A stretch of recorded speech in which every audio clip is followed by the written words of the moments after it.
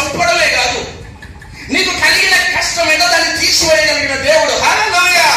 నువ్వు ఏ బాధపడుతున్నావో, ఏ రోగంతో, ఏ కష్టంతో బాధపడుతున్నావో, అమ్మా ఏడవద్దని కనికరపడమే కాదు, నువ్వు ఏ కష్టమో, ఏ నష్టమో, ఏ కన్యలతో బాధపడుతున్నావో దానిని తీసివేయగలిగిన దేవుడు. అంత శక్తి ఉంది ఆయనకి. మీరు చెప్పినది లేదు, యేసుప్రభువు చెప్పినది లేదు.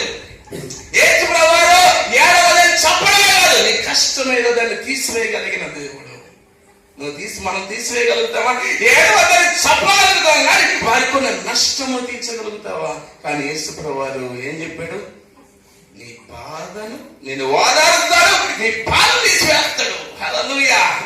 అలాగా ఏడవద్దామా, ఎందుకు బాధపడుతున్నామని పాడ మీద బాబుని తీసుకొని వస్తా ఉన్నాడు.